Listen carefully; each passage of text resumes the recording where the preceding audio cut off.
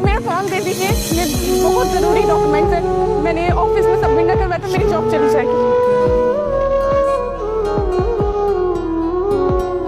Hello डाकू भाई, मुझे पता है आपने फ़ोन ऑन कर लिए।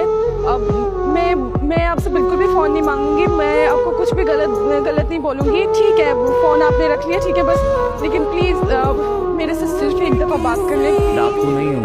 किसी डाकू है? मेरा फ़ोन तो आप ही ने छीना था।